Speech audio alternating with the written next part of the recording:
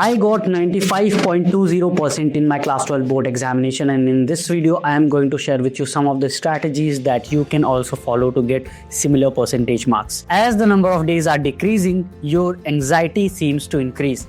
Most of you have not even finished your syllabus, and those who have covered some part of the syllabus, almost 90% is already forgotten. You're very demotivated. You're not able to follow your own schedule, and there is no time to revise. There are so many backlogs and confusion about what to do, whether to clear the backlog or study the remaining syllabus. Hi bachcho, this is आपके विवेक भैया, and I am going to solve this problem for you in the remaining time so that you can really rock your board examination. I'm going to share with you some of the scientific technique as well that you can use. The first one, to cover more syllabus in less time, the technique is called pyramid technique. So in this technique, instead of studying linearly one topic after other, imagine a pyramid with 3 parts. The top one, the small part, is about the most important topics and chapters, but a small part, right? The second is the less important topics and chapter, and finally the least important ones. The middle part has facts, formulas, key details, while the top part are almost every year repeated questions. The bottom covers the basic details that you should know in order to actually solve the second and top part of the pyramid. You do not waste time on less important things, but you first follow the top of the pyramids, then middle, and finally the bottom ones. You have to solve the previous 5 to 10 year papers to know the top of the pyramid questions that are almost every year asked repeatedly. The top layer is done. Now you should come to the middle layer. The high yield details important questions but less frequent topics. Find the topics that are occasionally asked every 2 to 3 years. These includes formula based questions, diagram based questions, reaction mechanisms, and so on. These add the extra marks. The topics support core concepts and should be studied after the top layer is already done. For bottom layer, check for the topics that have appeared once or twice in multiple years. These may include historical development, less common questions, definition based questions, and so on. So do the last bottommost questions at the end. And as you have less time, this pyramid technique is going to help you a lot, right? Because you have already done the segregation of the pyramids. Next is the reverse learning method. It means actually that instead of focusing on books, first use the questions that are most asked, as I said, then study those questions first, then come to the less asked questions, and finally the least asked questions, which are very rarely asked. So similar to the pyramid of the theory that I told you, this is about the pyramid of the questions, and you first do the questions, then do the theory. If you face any problem in the question, then you read only one of the theory, right? Now, the second method is the study done by the UAE, where they analyzed the students during the examination, and what they found was really shocking. It was shown that the top performing students were using some of the versions before the exam strategy, during the exam strategy, and after the exam strategy as well. The first is called 10-35 rule. It means in less time you can do more revision. This simple method actually includes 10 minutes of looking at a concept, studying is closing your eyes for 30 seconds to recollect and write down the crux of the concept in just 5 seconds. So you don't have to revise everything. See, anyway, 80% of the marks are going to come from the 20% of the syllabus. That means high weightage topics. The list of important topics that we build on our pyramid strategy, the first strategy, you just need to revise those questions in the exam and you will be very confident and prepared. The next is to be prepared of your answers you're going to write beforehand.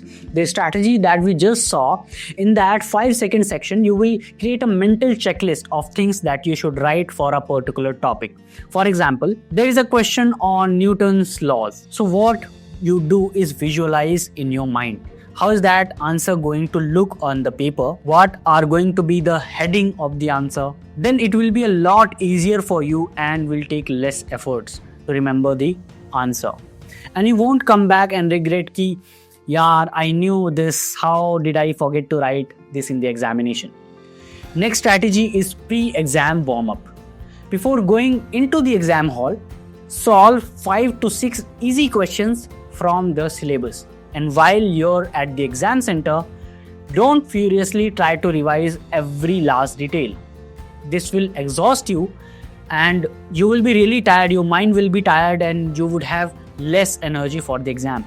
Instead, what you can do is to keep your ears open, listen to what conversations are going around you, because everyone will be revising or teaching their friends, right? So you don't have to spend much of the energy so that you can do well in the exam. Now, the important thing is to not only passively listen, but also rest your brain, so you will have a sharp mind during the paper. Now let me share with you some of the during exam hall hacks. To apply this, think of your exam in 3 phases. Instead of single entity, the 3 phases will be the first 15 minutes, which will set the tone for your entire paper. The next 2.5 hours in which you will solve the entire paper, and the last 15 to 20 minutes where you will do final revisions of the paper. Use brain dump strategy in the first 2 minutes of the exam. Read the question and write down the formulae, key points, and things you will most likely forget under the exam pressure, right? So just be prepared, write everything in advance.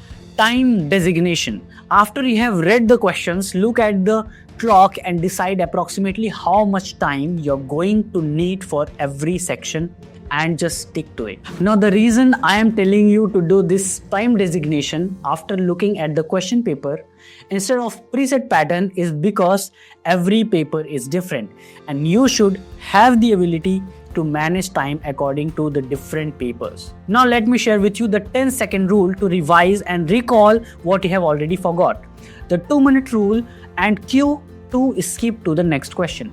These are the 2 rules you should remember in the exam, even if you forget all the other tips I gave you. If you blank out on a question, close your eyes, take a deep breath and 1 sip of water, and think about the most related topic which is close to this concept that you forgot in 10 seconds. This is called the 10-second rule. If you're not able to collect this in 10 seconds or even 2 minutes, or you're stuck on it, then leave some space on the paper, forget about it, and go to the next question. This way, you're not going to waste time on the first question only, right?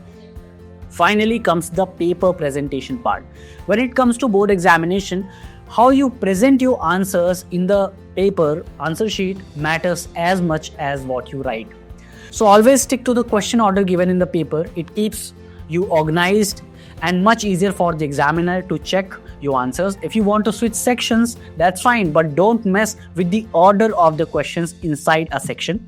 It just creates a lot of confusion for you, because at the end you're going to, check all your answers that you wrote. And also the key points, formulae, heading, all of these things, make sure they're well written and in a proper structure. Write neatly, leave some space between the answers, and use the diagrams, and bullet points are the most important part. Always begin with a question on a new page, and be careful with the question number, because if you write a wrong question number, you're going to mess it up all, right? So for even a correct answer, the examiner is going to give you 0 marks, because he will be confused. What is this answer all about? Trust me, the examiners have to check 150 to 300 question papers per day. So please write in a good handwriting and leave a good impression, right? Finally, let me tell you after exam hacks as well.